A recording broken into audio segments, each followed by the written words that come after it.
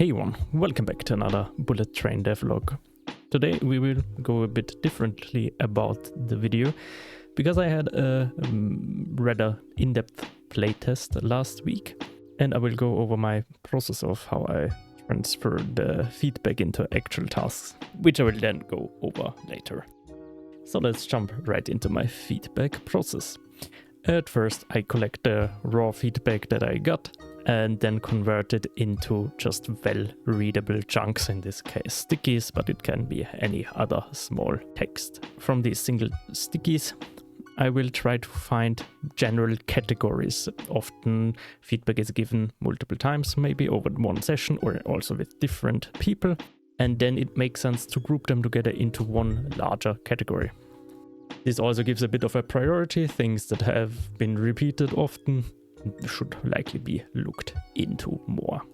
In my case, this is that the game does not 100% feel like it knows yet what it should be, and that the general difficulty just feels too high, with also getting damaged from the enemies feeling not very nice, and not necessarily in a challenging way, but in a way that is frustrating, and frustration is something I don't really want. Challenge is fine, frustration is not.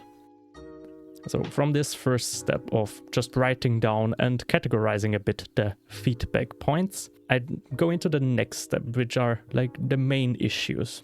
That doesn't necessarily 100% mean I know exactly what they are, but I try to guess what could be the underlying problem of the things that led to this feedback.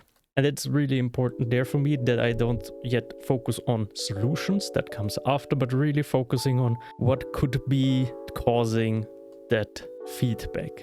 So for me, the getting damaged part, I felt like, yes, I currently do not have any tools or ways to really mitigate damage. The game does not really know what it is a bit more tricky, because that is kind of already an issue in itself.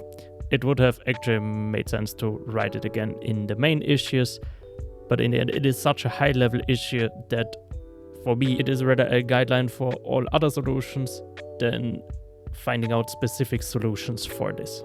But especially for getting damaged, or the difficulty feels too high at the start, with these I can maybe find more base issues with that.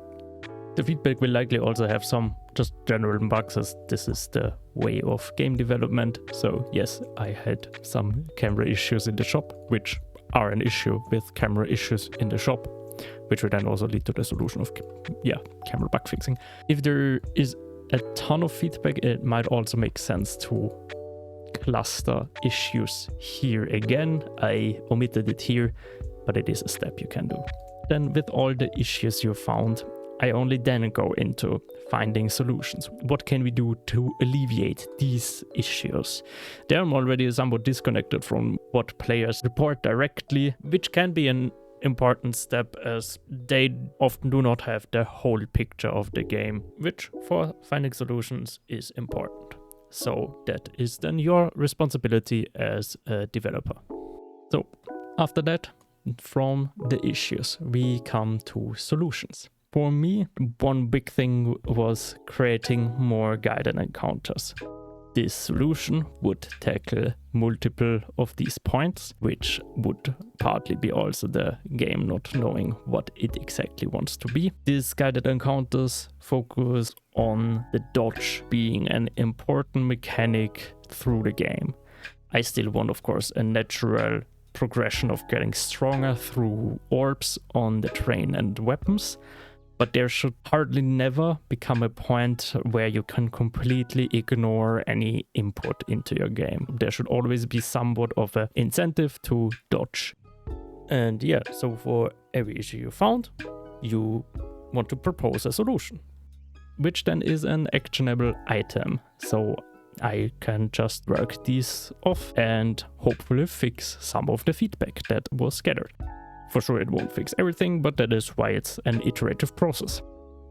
There's an additional step you can do when handling these things, which I did not do now, but especially in time-sensitive periods, it might make sense to further evaluate these solutions by the time it takes to implement versus the impact they will have on the project. So for example, this point, or these points in general, will take quite a bit of time to implement, but they will also have a high impact on the project.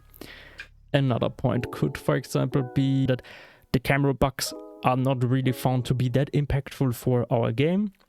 So that would be a low impact, but in the end it would take quite a bit of time to implement these. So it might be a high time, low impact thing. And you can actually sort them then like somewhat of a cost benefit calculation style thing where, yeah, the things that are low cost, high benefit, do them immediately. High cost, high benefit might still make sense. High cost, low benefit, throw them out. I didn't do it here, but it can be another useful tool for especially time critical periods.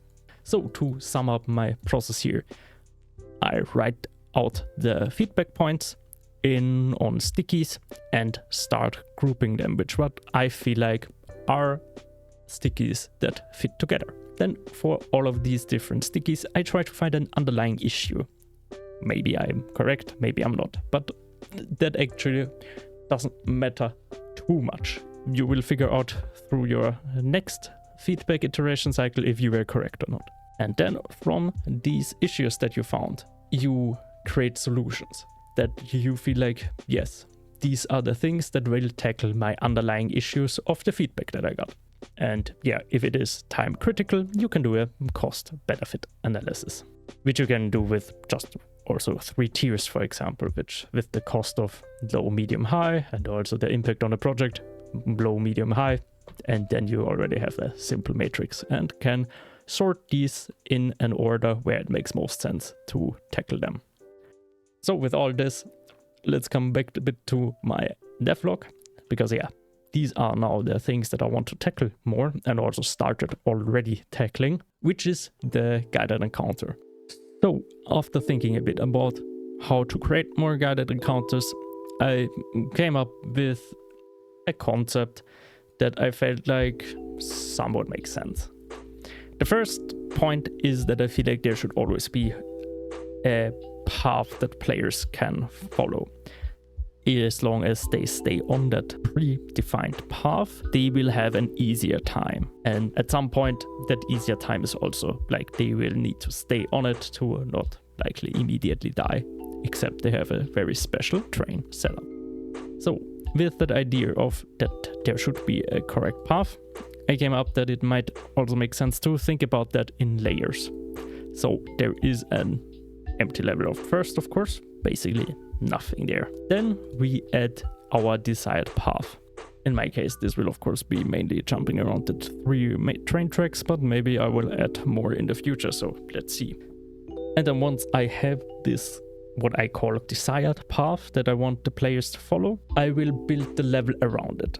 So there should be dangers on the path and around the path.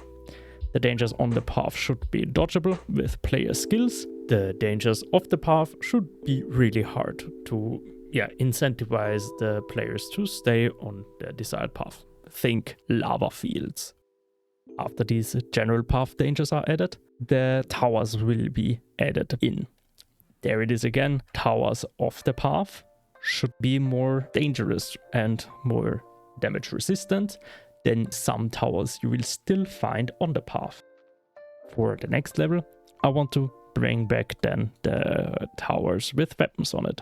Another point not mentioned here is that while of course we have desired paths, it might also be then an interesting challenge to provide high reward paths that are not on the path. So players have a decision to make. Do I go into a quite high risk zone to get my big reward, or do I stay on the desired path, which will keep me safer but yield less rewards in the end? After laying that all out, I started implementing it. As this already took quite a bit of time, I'm currently still in the desired path definition.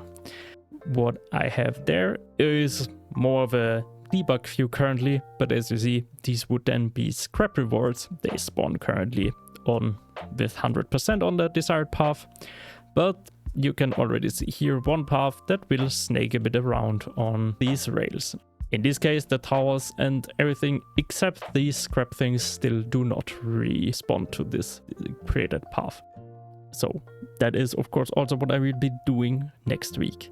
I'm pretty sure that I will get to not much other stuff, but figuring out how players will proceed through the levels is important anyways. So I'm also happy on spending quite a bit of time there.